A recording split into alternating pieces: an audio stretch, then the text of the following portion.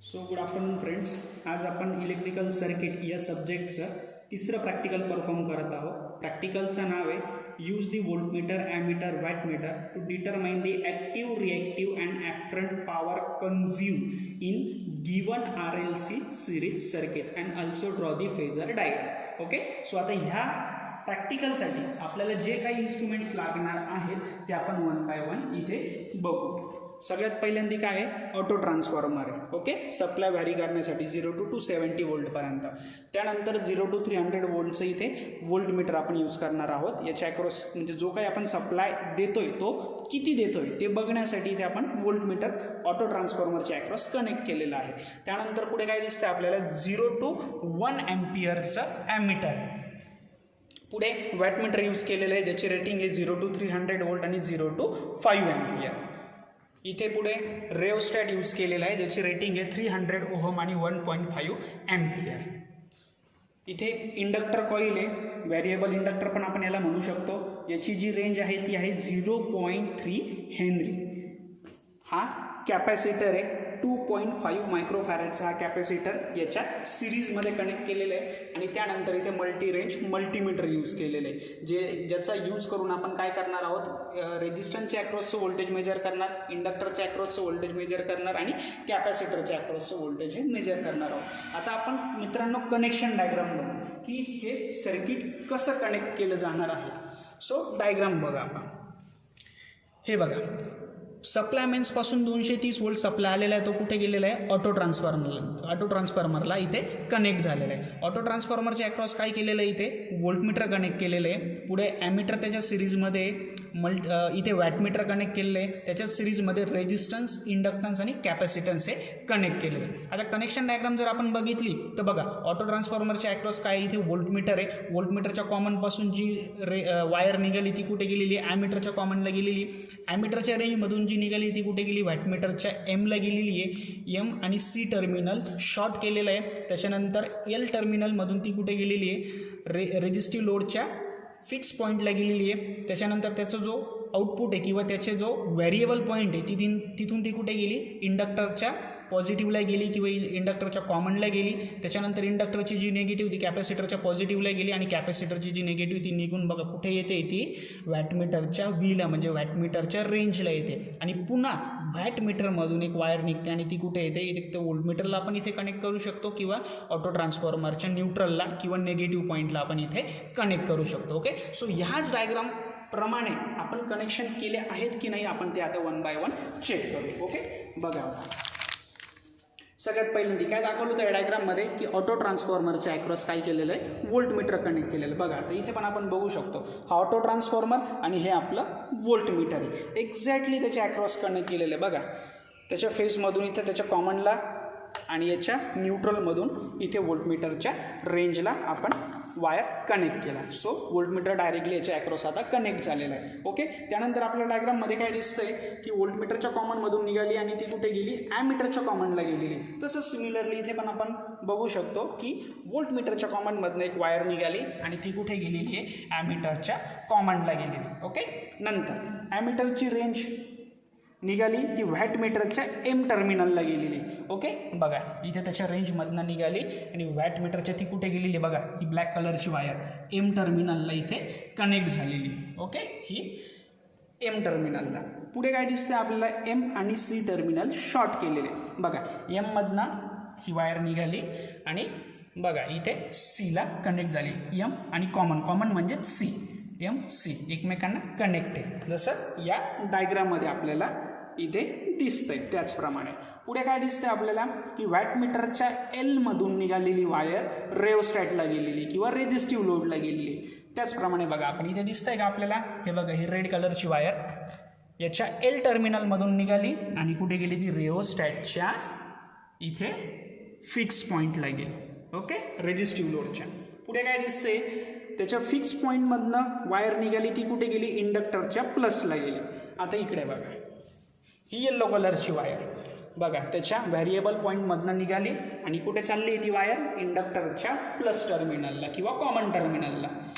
इंडक्टरच्या रेंजमधनं निघाली ती कुठे चालली आहे, बघा ही कुठे दिसते आपल्याला जाताना, कॅपॅसिटरच्या पॉझिटिव्हला. बघा डायग्राममध्ये पण आपण बघू शकतो इंडक्टरच्या एल या टर्मिनलमधून निगेटिव्हपासून कॅपॅसिटरच्या पॉझिटिव्हला गेली आणि आता कॅपॅसिटरची जी निगेटिव्ह पॉईंट निघालेला आहे तो कुठे चाललेला आहे, सरळ वॅटमीटरच्या रेंजला चाललेला आहे. बघा ही कॅपॅसिटरपासून त्याच्या निगेटिव्हपासून वायर चालली आहे, ही रेड कलरची वायर कुठे गेली, वॅटमीटरच्या रेंजला गेलेली इथे 300 व्होल्टला. ओके, आपण इथे बघू शकतो ही रेड कलरची वायर.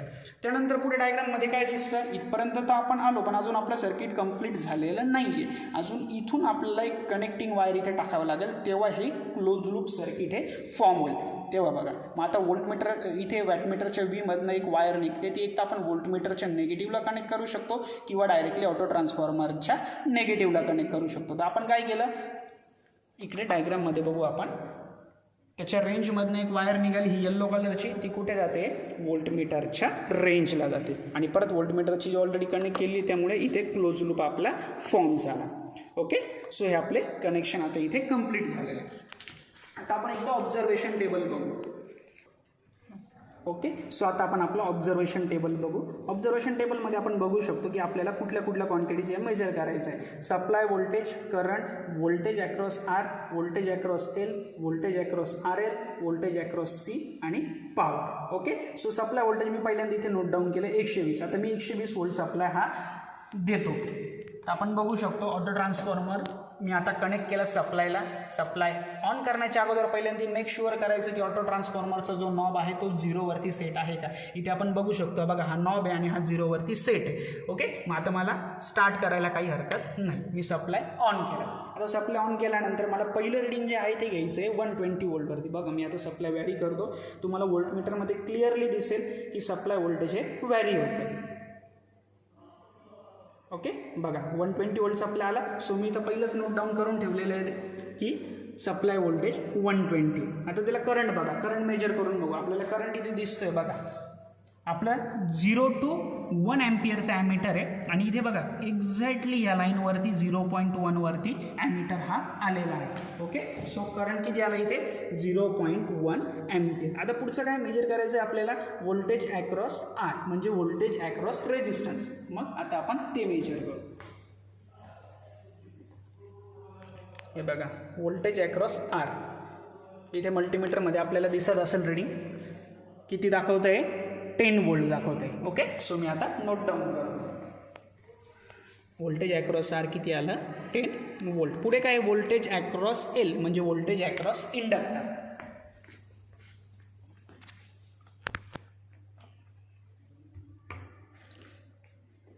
हे बघा व्होल्टेज अक्रॉस इंडक्टर किती दाखवतंय ते 2 व्होल्ट दाखवतंय. मल्टीमीटरवरती आपण दिसतंय आपल्याला ते किती दाखवतंय 2 व्होल्ट इतकं दाखवतंय. मग आपण पुन्हा ते नोट डाऊन करून घेऊ. पुढे काय व्होल्टेज अक्रॉस आर एल म्हणजे आता काय करायचं आहे, दोघांच्याही अक्रॉसचं व्होल्टेज आपल्याला मेजर करायचं आहे. ते कसं मेजर करणार आपण बघा, एकदम सिंपल.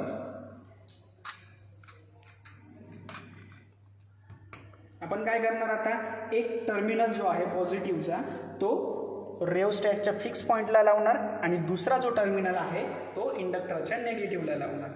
बघा ते किती दाखवते मल्टीमीटरवरती 11 व्होल्ट दाखवते. आणि मी बघा कसं कनेक्ट केलेलं आहे, एक नॉब इथे लावलेला आहे आणि एक नॉब इथे इंडक्टरच्या निगेटिव्हला लावलेला आहे. ओके, सो 11 व्होल्ट इतका व्होल्टेज आपल्याला ऑब्झर्व झाला.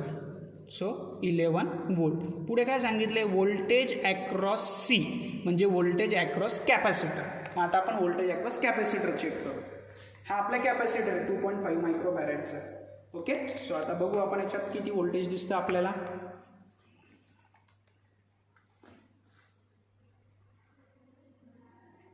बघा 119 व्होल्ट दिसतंय, 119 व्होल्ट.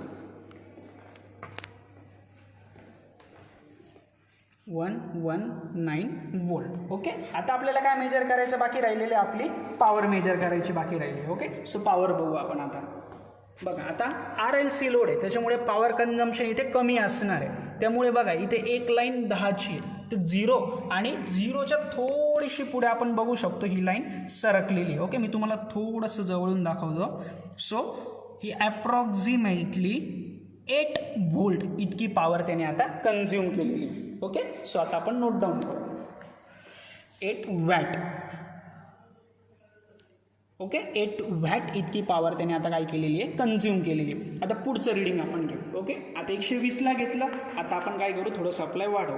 120वरून आपण जाऊ देऊ 160 पर्यंत. ओके, बघा 160 वोल्ट मी इथे सेट केलं. मग आता इथे नोट डाऊन करून घेतो मी 160 वोल्ट. आता करंट बघू आपण. त्या कंडिशनला करंट किती दाखवतोय मला बघा. आता 0.1 पेक्षा थोडासा तो पुढे गेलेला आहे. 0.15 इतका येतो बघा. मी तुम्हाला क्लिअरली थोडंसं दाखवतो जवळून. इथून 0.1च्या पुढे गेलेला आहे, म्हणजे तो 0.15. ओके, सो आपण नोट डाऊन करू 0.15 एम्पियर. आता पुढे काय, व्होल्टेज अक्रॉस रेजिस्टन्स. पुन्हा आपण काय करणार, रेओस्टॅटच्या अक्रॉसचं व्होल्टेज मेजर करणार. बघा ते किती दाखवतं आता आपल्याला, 14 वोल्ट, 14 वोल्ट. ते पण आपण आता इथे नोट डाऊन करून घेणार, 14 वोल्ट. त्यानंतर व्होल्टेज अक्रॉस एल, म्हणजे voltage across inductor.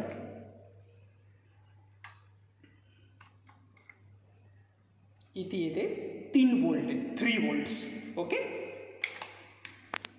Note down करून घेऊ ते पण आपण, 3 वोल्ट. आता VRL म्हणजे voltage across resistance and inductance. पुन्हा काय करणार, एक टर्मिनल आपण रेजिस्टन्सला लावणार, रेजिस्टन्सच्या फिक्स पॉईंटला, आणि दुसरं टर्मिनल जे लावणार ते इंडक्टरच्या निगेटिव्ह पॉईंटला लावणार. बघा किती दाखवते ते व्होल्टेज, 15 वोल्ट. ओके, सो आपण हे नोट डाऊन करून घेऊ.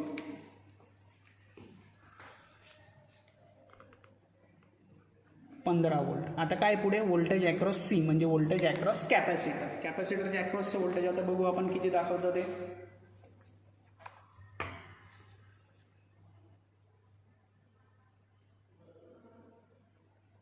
बघा एक्झॅक्टली 160 दाखवतं ते आपल्याला.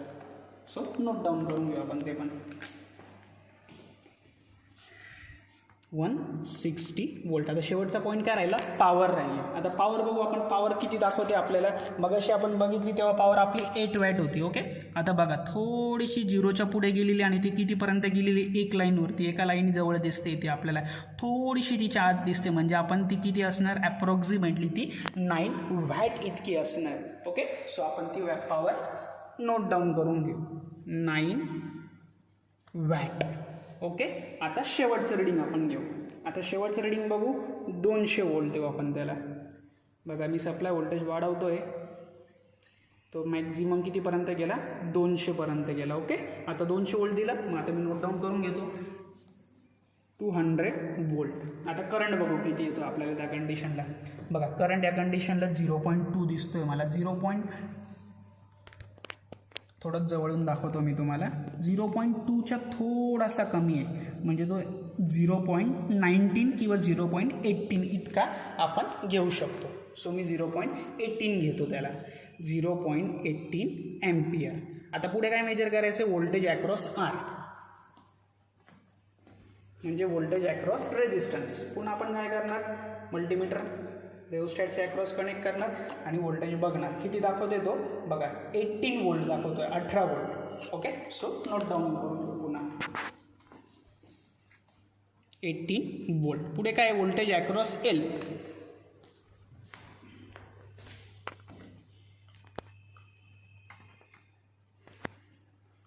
बघा किती दाखवतोय तो, 4 वोल्ट दाखवतोय. इंडक्टरच्या अक्रॉसचं व्होल्टेज काय केलं आपण, मल्टीमीटर त्याच्या अक्रॉस कनेक्ट केलं.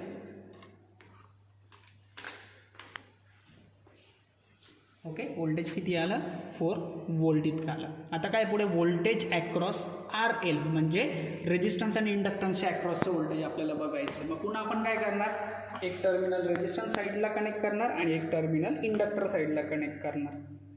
सो बघा हे बघा, इथे R ला लावला आणि इथे L ला लावला, आणि व्होल्टेज बघा किती दिसते आपल्याला, 20 वोल्ट दिसते.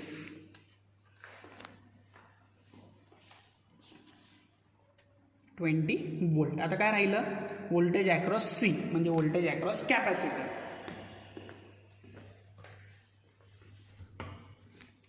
बघा पुन्हा आपण काय करणार, कॅपॅसिटरच्या अक्रॉस कनेक्ट करणार. बघा 201 वोल्ट इतका दाखवतोय तो. सो नोट डाऊन करू आपण 201 वोल्ट. आणि आता शेवटचा पॅरामीटर काय राहिला, पॉवर. तर पॉवर बघू आपण, पॉवर किती फ्लक्च्युएट झालेली आहे. तर पॉवर आपण आता इथे बघू शकतो, ही आपल्याला किती दिसते 9. एक लाईन जी आहे ती 10 वॅटची, तर ती थोडीशी किंचित त्याच्या पाठीमागे, म्हणजे आपण ती किती कन्सिडर करणार 9 वॅट. पॉवरमध्ये काही डिफ्लेक्शन जास्त आपल्याला दिसलं आणि मागच्या रिडिंग आणि या रिडिंगच्या कंपॅरिझनमध्ये इथे पण पॉवर आपल्याला किती मिळाली 9 वॅट इतकीच मिळाली. ओके. सो आता हे डिफरंट पॅरामीटर आपण इथे ऑब्झर्व करू शकतो की जेव्हा आपण आपला व्होल्टेज चेंज करतो तेव्हा करंटमध्ये काय चेंज होतो, रेजिस्टन्स जे आहे, रेजिस्टन्सच्या अक्रॉसचं जे व्होल्टेज आहे ते काय व्हॅरी होतं, इंडक्टरच्या अक्रॉसचं व्होल्टेज किती व्हॅरी होतं, RL लोडच्या अक्रॉसचं व्होल्टेज किती व्हॅरी होतं, कॅपॅसिटरच्या अक्रॉसचं व्होल्टेज किती व्हॅरी होतं आणि पॉवरवरती त्याचा काय इफेक्ट होतो, हे सगळे पॅरामीटर इथे आपण ऑब्झर्व करणार. आणि ह्या रिडिंग्सवरून आपण RLC सिरीज सर्किटसाठी फेजर डायग्राम ड्रॉ करून पॉवर फॅक्टरचं नेचर हे आयडेंटिफाय करणार आहे. ओके. सो आता पुन्हा प्रॅक्टिकल झालं. आता आपण काय करणार, जो ऑटो ट्रान्सफॉर्मर आहे तो पुन्हा 0वरती सेट करणार. बघा हळूहळू तो डिफ्लेक्ट होतोय 0कडे आणि सप्लाय स्विच ऑफ करायचं. ओके. सो असं हे प्रॅक्टिकल इथे पूर्ण होतं. थँक्यू.